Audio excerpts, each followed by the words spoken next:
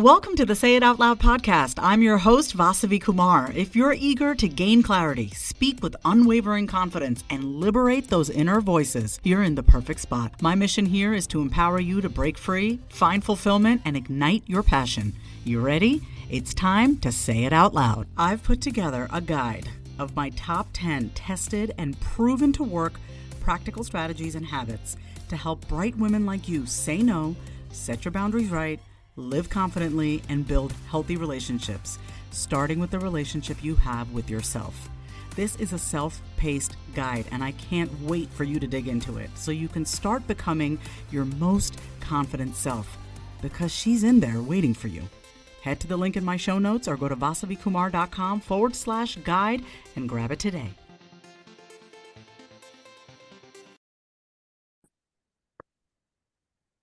Welcome back, everyone, to another episode of the Say It Out Loud podcast. I'm trying this new voice here on the podcast, which is like the, James Earl Jones-esque, deep, solid, steady voice. I'm your host, Vasavi. I am so happy to be here with my friend, Blair Jones. Blair, how are you, my dear? I'm so excited. I just want everyone to know that when Voss and I talk to each other, we only talk to each other in caps lock all the time. So when we get in front of each other, it's just like all of our joy and excitement through text message and caps lock. Now we get to be together. It is actually true. You are the only person I consistently and intentionally make an effort to write in caps, because that is how I feel like my face is having a spasm when I see you, because I want everyone to know my first interaction with you, Blair. So first of all, everyone, context. I'm doing something called a friendship series. I want to share how each of the women in my life, actually, and also some good male friendships that I have, are really helping me become more connected with myself so that I can call in that person that I want to be with and have a healthy dialogue, have healthy communication. And honestly, all the friends that I've made in the past year and a half, Blair being one of them, they're not all friends that I see every single day and talk to, but every single one of them has brought something to my life that has unlocked something in me. So I want to share with you, Blair. Remember the first time we met? I think it was at Nita's house, our first time that we met? Yeah. Yes. So we met, and you're just so sparkly, like everything about you, just like I wanted to come to you. I just saw you and I'm like, I don't know what, she's just like, she has this like fun energy. It was fun energy. It was very childlike. Yeah. Know? And we were at a first birthday party. So that also supported the joy and the sparkle and wonder.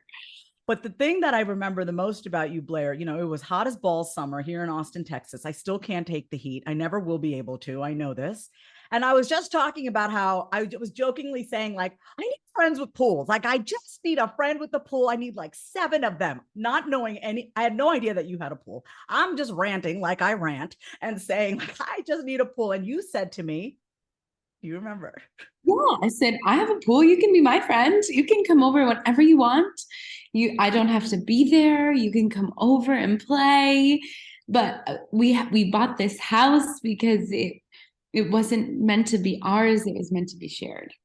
And what I was struck by, and I do get a little emo on here when I talk about how much I have opened up my heart to receive love, and how much love there is out there. I know it may seem silly. It's just an offering of a pool, but it was your generosity and just the swiftness in which you just offered. I know you have boundaries. You're not someone who's going to let someone walk all over you. Like I trust that.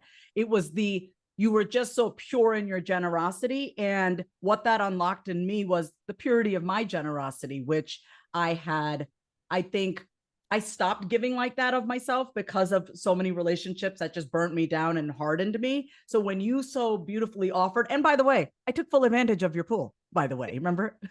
Oh, and which made me so happy. It's meant to be shared. It's not meant to be just ours. Yes. And so I just want to say thank you to you.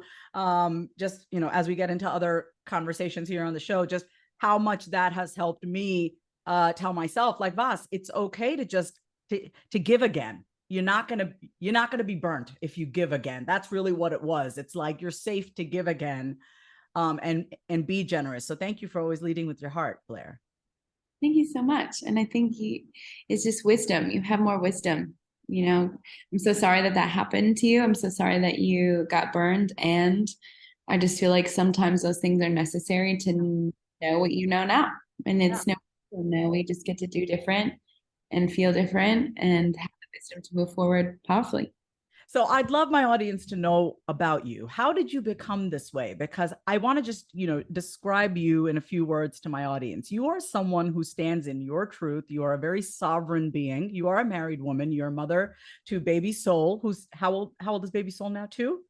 He's 1.5. Oh, 1.5. And one of the main reason why I wanted you on here today was an Instagram post that you shared. I think it might have been 8 months ago. Like, I don't think it was like a year ago. It might have been like 8 months ago. And you shared about how you set up your finances in your marriage. And you were so open about it. And you talked about, openly how you and your husband, Garen, have your financial system in your marriage. And I really respected that about you. Not only that you shared it, but that's your value system and that's how you live your life. So that's just a little bit about why I wanted to initially bring you on here. But I'd love for my audience to know from you, how did Blair become Blair?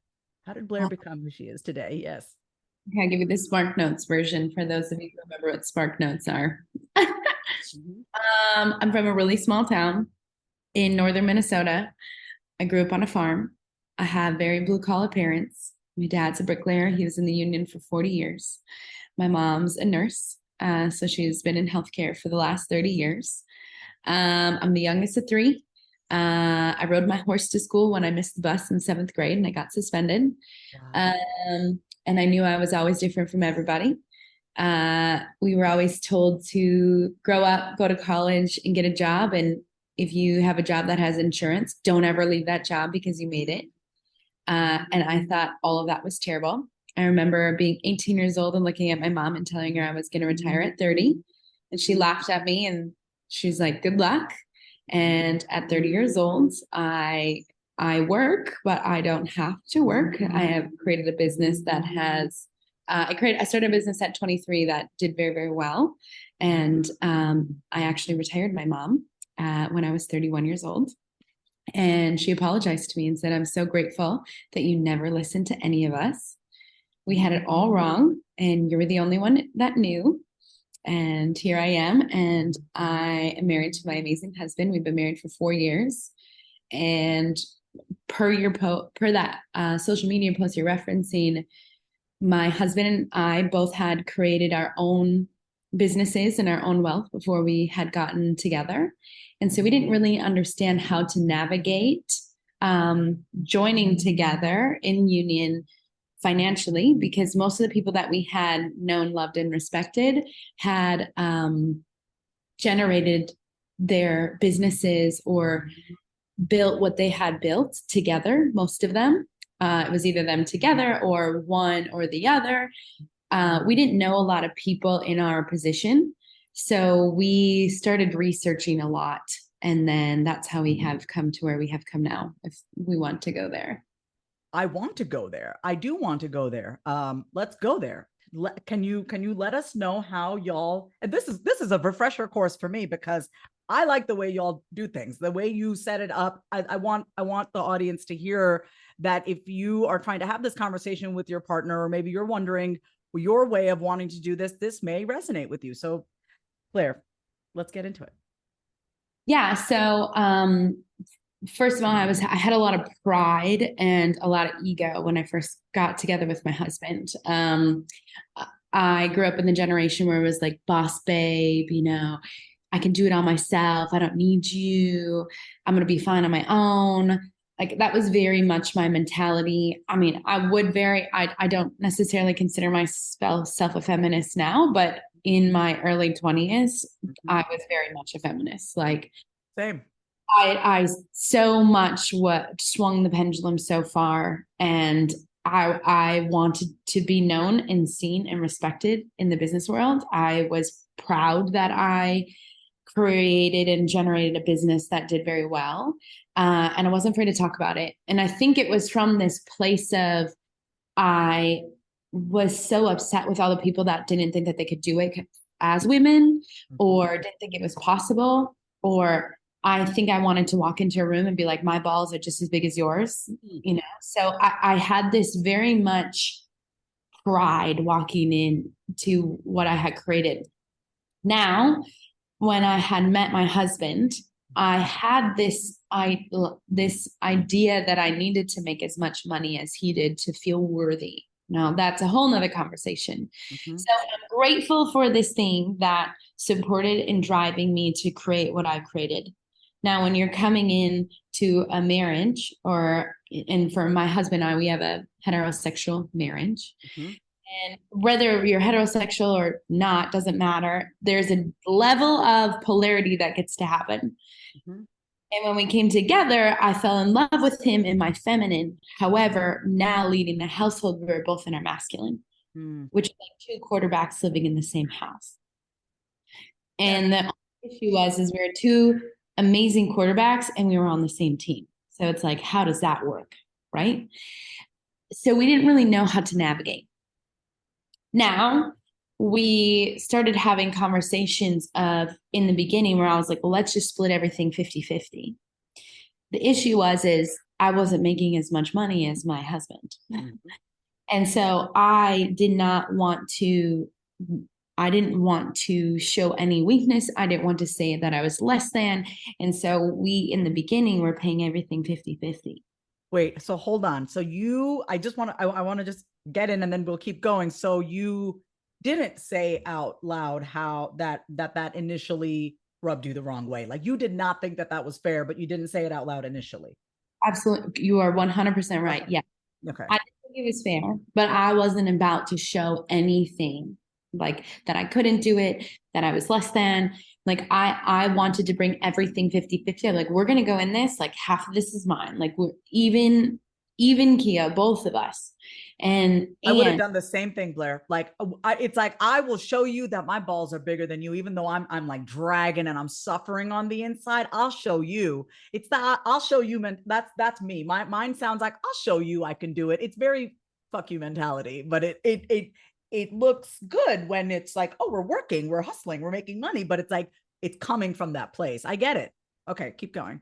Yeah. yeah, and thank you for calling it out. Thank you for helping me say it out loud.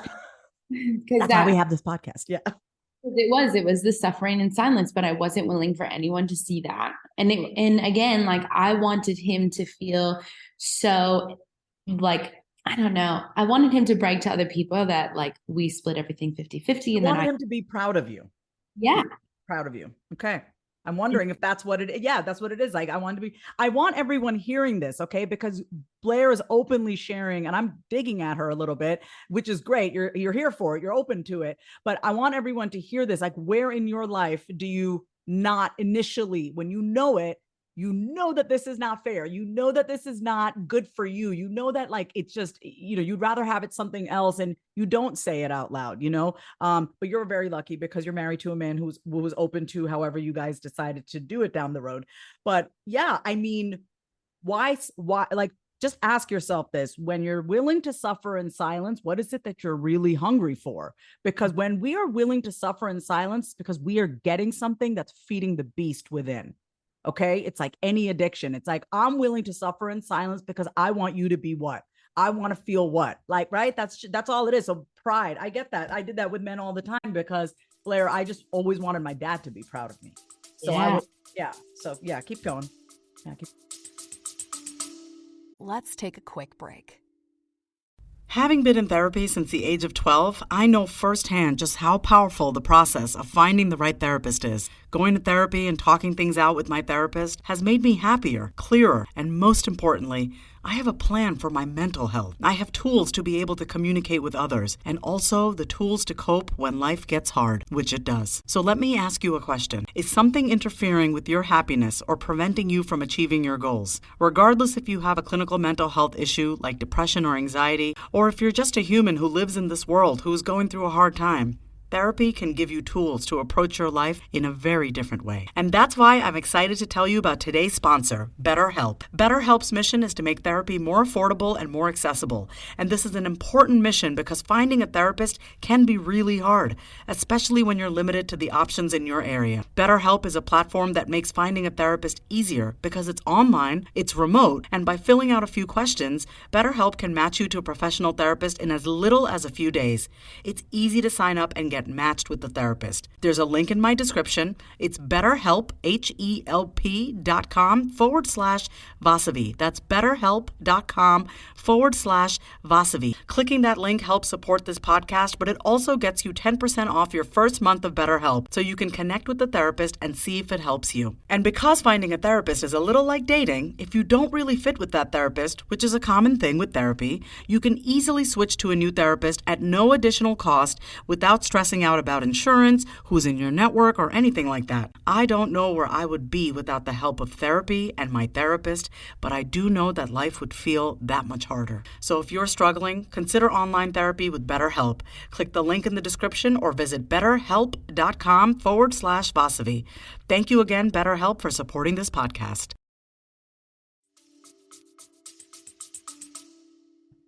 And the funny part is he never asked for any of that. He didn't ask for, I just like, this was my idea. I came in guns blazing. He did not ask. He did not rebut. Like, it was my idea.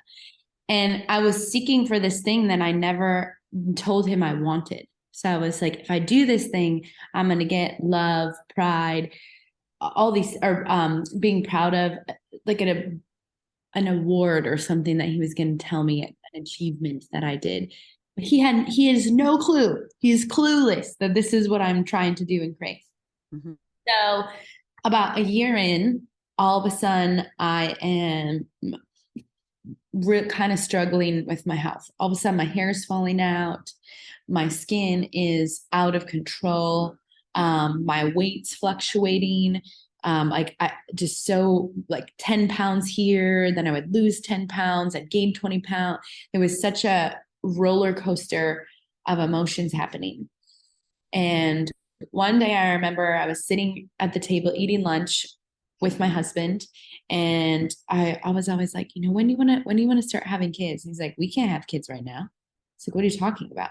He's like, you're so stressed out, your hair's falling out, your skin is everywhere. He's like, if you're going to build a business and have a family, we can't have both of them at the same time. And my initial response is, oh, you tell me I can't do something? Now I want to do it even more. And so now I'm upset. And so I remember storming away from the table. I'm so upset. I go downstairs crying because I'm so mad at him. And I know he's right. That part. So, that part. Right? I was like, don't tell me I can't do something. And you're 100% right. So now I'm a battle of the ego. Like, I want to prove to him that I can do it. And I know deep down inside, my true self knows that that's not actually what I want to do. Mm-hmm. So I sit within, I don't say anything for like 3 days. And I remember walking upstairs and I just gave him a hug, like an extra long hug. And I looked back at him and I said, would you still love me if I didn't make any money? He said, yes. I said, if I didn't make another dollar after today, would you take care of me? He said, yes, I want to take care of you if you'll just let me. Oh, so I started crying. So I was like, I had no idea. I had put all of my worthiness into my wealth. I had everything that I thought I was worth financially. I thought that's what I was worth spiritually. And I had it so backwards. And again, I'm so grateful for that internal drive that had gotten me thus far. And now I'm entering a new chapter called family, motherhood. And so things get to look a little bit different. What got you here won't get you there. Mm-hmm. Mm-hmm. So we sat down and I did not know exactly how much money my husband made up until this point. We're married. We do everything separate, everything. All finances are a separate. I pay half of the mortgage. I pay half of the grocery bill. We take turns paying for date night. Like everything is 50-50. He has these bills in his name, and then I take care of these bills that are in my name. Like we are basically like roommates. And finally I sat down, I said, here's my entire bank account. Here's exactly how much money I have. Here's what's in my investments. Here's what's in my retirement. Here is my tax returns from last year. And I showed him everything. And I said, will you show me yours? So we sat down and we looked at where we both were at. And so we had realized how much more money he was making than me. And then I said, okay, well, how would it feel? And I don't know where this really came from. I said, but how would it feel, since you make X and I make Y, that you're responsible for 60% of the bills based upon your income, and I'll be responsible for 40%. We're like, that feels really good. Wait, so how did you come up with the 60-40? Can you walk us through that real quick? Okay, so it was essentially, we had added up all of our expenses that we share. So we share a mortgage, we share utilities, we have groceries, and at this point we didn't have a baby, so baby was not in the factor. So any shared utilities, we came up with a number. So let's say that number is $5,000. Okay, I'm just throwing a number out there. You figure out what your number is. So we tallied up our total expenses, and we also included in that, like I said, groceries, and also we figured out about how much we spend on date night. And so for us, generally date night is going out to eat, going out to a movie, doing some type of activity, and we figured out about how much we're spending per week on. Okay, so we come up with this number called $5,000. So based upon his income and based upon my income, we just kind of figured what makes sense, because it's not 50-50, because he's making more than I am. So for me to pay 50-50, he's getting a deal and I'm having to stretch. Right. So we kind of figured out what would that feel like if he pays $3,000 and I pay $2,000. I was like, that makes sense for me. That feels good. So we kind of figured out what the gap was between our incomes, and then from there kind of settled on a number. And so there wasn't an exact formula, but I mean, he was making not a ton more than me, but a significant amount. I mean, it wasn't double, it wasn't, so we just, again, kind of settled on a number that felt good for us of what would 60-40 look and feel like to pay individually. So I have a question here, because I want my people listening, a lot of times these conversations can feel uncomfortable. They can bring up some shame. They can bring up rage. They can bring up our ego. How did y'all set the tone of the conversation before you sat down to do it? Oh, so good. Okay. So right after this moment, that was like a really true moment for me, like to be seen in a very vulnerable way, which she had never seen me do previously, because it was like, I don't want to show weakness in this area. And I want to feel like he can count on me, that I'm like, that I can hold my end of the bargain. And so when he saw me in this very vulnerable place, he was like, wow, I've never seen her like this. So then I sat down. And so after this come to Jesus moment that we had together, we sat down on the couch and I said, okay, I think can we do something different? And he said, yeah, what does that look like for you? And I said, I don't know, but could you give me a few days and maybe I'll think about it. And then maybe you can think about some ideas too. And then we set a date on the table.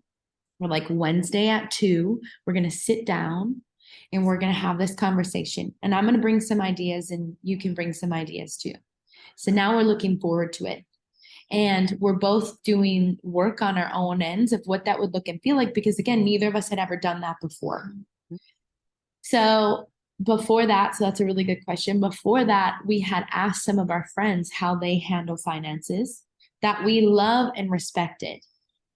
Now, again, the people we had asked, like there's a couple we had asked, they had been married for 25 years and they had built all of their wealth together.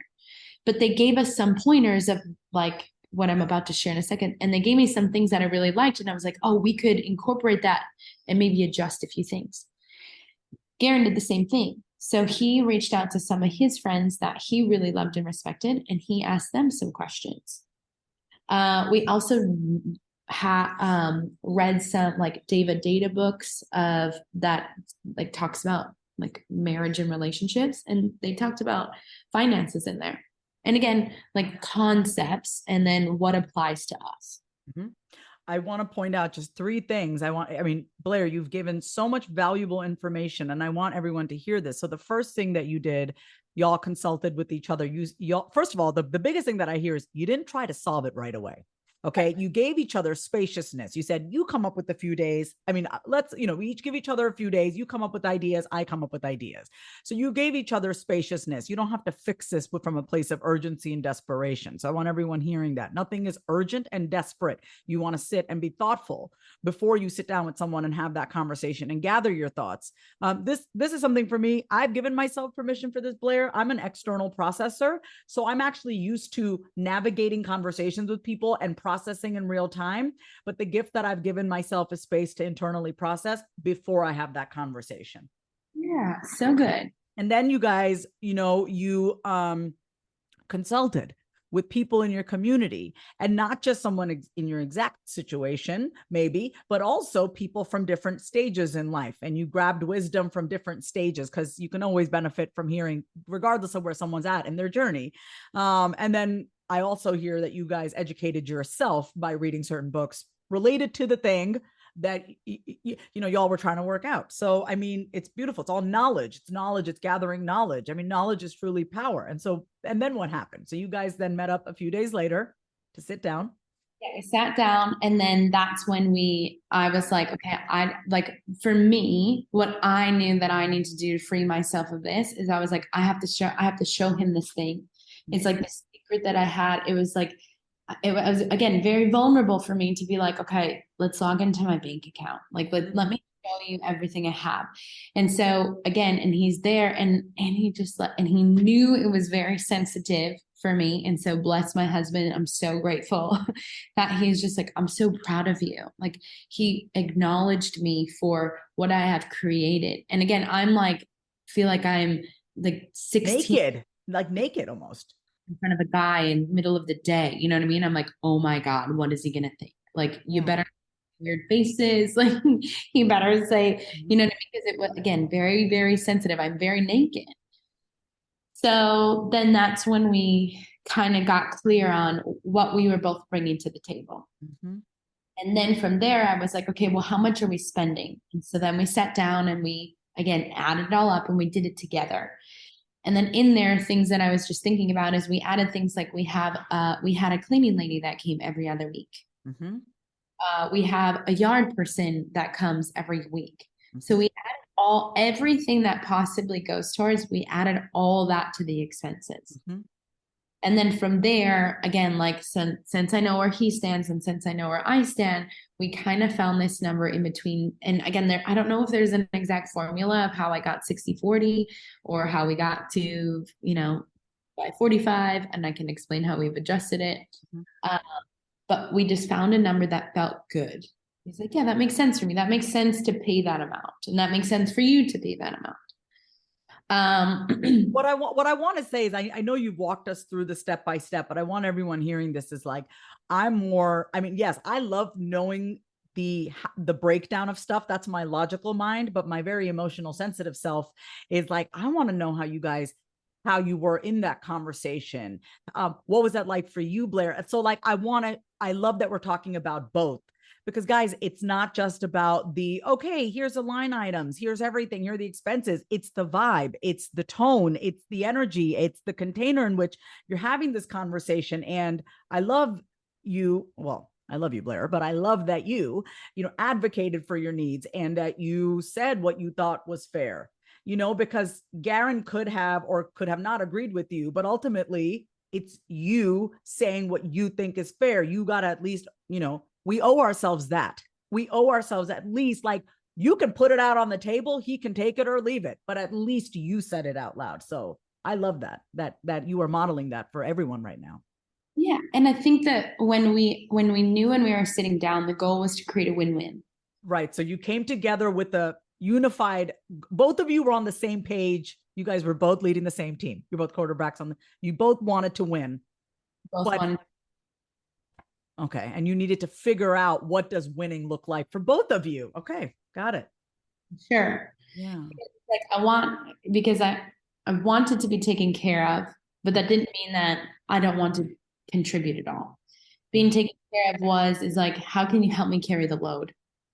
And for the first time, I'm letting you carry the load.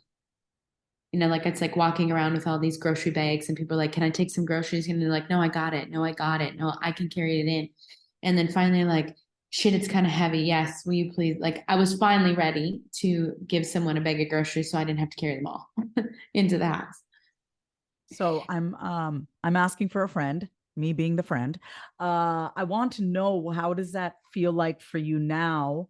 Like, I'm going to ask you all the questions that I want to know for myself, because I love that what I love about you is that you still run your business, right? You still lead your calls, and you have a whole team under you. You haven't given that up. Okay. So you're still running your business. Obviously are still in a very happy, healthy marriage. You're also a mom now. What did you have to tell your pride? What did you have to tell your ego for you to be okay with someone else carrying some of the load? Like, what did you have to tell yourself in order to be okay with that? I don't mean tell yourself like bullshit yourself, but like, what was a conversation that needed to be changed internally for you to be okay with, it's okay for someone to carry more of the load? Yeah, for sure. And again, like I came in very much like I'm a powerful woman. I don't need, and I had this whole mentality of Garen, my husband's name is Garen, but Garen McCall, he's like, it feels like you always have a back door. And he's like, at any time in this relationship, he's like, I feel like sometimes you assess the room and you're like, I just know where the back door is in the event I need it. It's like if shit goes awry, I know how I'm going to get out and I'm going to save myself. And so I had in this moment, and it took a while, like it wasn't at that kitchen table at that one meeting. It was many conversations. And finally, I just told Garen, I said, I'm ready to actually like close the back door and board it up. Like, I want to go in this with you. And I'm not saying that it's not going to work out. But if something was to ever happen and it doesn't work out, I'm okay to say that I wouldn't be okay. Like I was 80% in my marriage, I would say. And there was a 20% reservation. Maybe I was even 90. I had this 10% reservation that I was like, if Garen ever leaves me, I'm going to be okay. I have my own money. I'll be able to take care of myself. If I have a family, I'll be okay. And I'll be able to provide. Putting myself in this position then was kind of threatening or taking away this possibility that if shit goes awry, that I potentially might not be okay. And am I willing to put myself in that position? And I said yes, because if I'm reserving any portion of myself from this marriage, I'm not receiving the max amount of love that I potentially could be receiving. Because I'm in a safety zone. So if like we think of like a football field, if you're only playing from the 20-yard line to the 80-yard line, you're not experiencing the whole entire field. Like I have to be willing to go to one end zone, one side, to also go to the very other side. Otherwise, I'm in this safety place, not experiencing the whole range of them. And to me, I had to really sit with like, is this worth it? And again, it takes a little bit when you're from a place of survival. I don't know if there's any other women out there that may, or men that have been in this place of like, I have to take care of myself and I have to put me and my needs first, because this is how I came in with myself. I'm going out with myself. And it was like, I was the only one I could count on. And this was the first time that I was going to put myself in a position that it's like, all right, I'm going in all in on love, knowing there's a possibility that I could go all in on heartbreak. However, I'm willing and I actually want to experience the fullness of what's possible in this life of love and partnership and euphoria. And again, it requires this depth and vulnerability in order to, again, receive these things that I really actually wanted. I don't have anything to say out loud after that. Give me a moment. My blood pressure went up because you activated so much inside of me in the best way possible. Give me a moment. I feel like you actually spoke to the thing that I think many of my listeners need to hear, including myself, which is, here's what I'm thinking, right? In my business, I've always gone all in. I'm never half-assing it in my business. Like if I'm going to do something, I'm going to go in, right? I'm going to put my full self. That's why I've been in business for 11 years. Never gave up. I'm not like, I don't walk away from my business. I've always just been in it. We figure it out. We figure out how to get up and keep it moving and how to keep money coming in. We figure it out. But in my love life, I definitely have always, I've had the 20%, I've had the back door. One question that I didn't get to ask you is what was your proverbial back door? Was that your financial safety net? Was that, oh, I could just, what was that for you? What was your back? But Blair, we're like literally the same person. I'm like thinking about every time I go to a social situation, I'm like, all right, I'll be here for an hour. I know I'll just do the Irish goodbye. I'll be out of here. Like, I know how to be gone. I know how to leave, so I don't ever have to feel stuck. You really spoke to me. I just want to say thank you. And I know my audience, and I know that you've spoken to so many of the people who listen consistently to say it out loud. So I want to hear more about your proverbial back door. Like, what were your back doors? Yeah, one was emotional. I knew, my husband was all in from day one. He was all in, and he was so all in, it kind of freaked me out that I was, whoa, what is that? Like, I don't know what that is. I've never had because I felt the same way towards him, but I didn't know how to go all in like that. Mm-hmm. Like, you're worth it. And he's like, and I'm willing to go all in, even if you're not. And that's okay. Because that's how I feel about you. Like, there was no, you go, I go. Like, there was no testing the waters. He's like, this is how I feel. And I was like, that's a lot. It was a lot for me to take in. And so again, I kind of feel like I was a kind of a rescue dog that came into this house. And it's like, I'm kind of trotting around the perimeter. I'm looking around to see if it's safe. I might come up and sniff you, but, not too close. And so emotionally, that's how I felt. Mm-hmm. I wanted that, and I wanted to experience all that. And I was like, if something were to happen, I would be sad, but I'm going to be okay. That was always my thing. I'm going to be okay. I'm going to get through it. Yeah. I did not realize you were on here for me. I'm good. Okay, please. Okay. So what for you? What did that mean? That was your mantra? Oh, you know what, dude? I have literally just said that to myself last week. Oh, no matter what, I'll be okay. What was that indicative of for you? Like, what was that really about? Yeah, go ahead.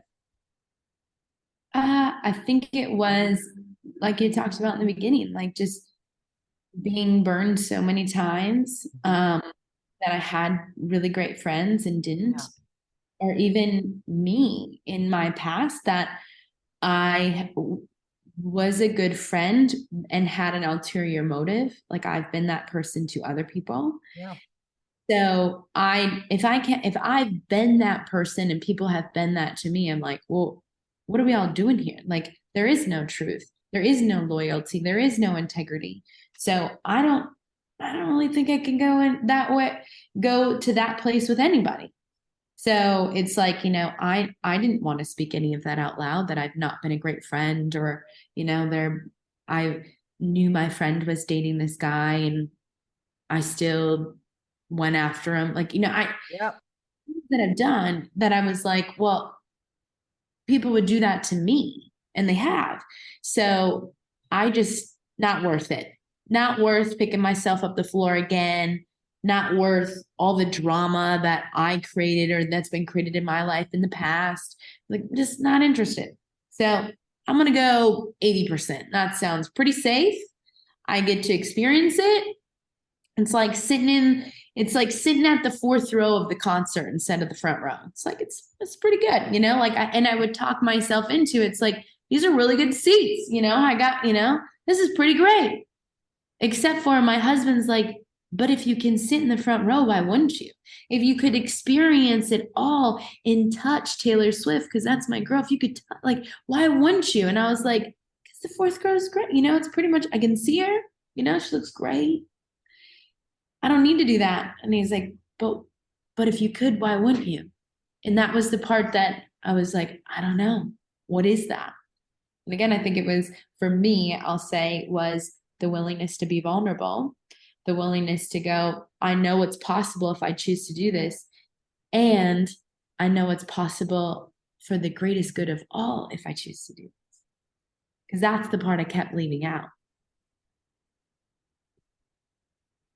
I'm shaking my head. Yes, for everyone who's like, what is this? Is the podcast over? I'm shaking my head. I'm giving myself the gift of pause. I don't always have to respond. I'm absorbing everything you're saying.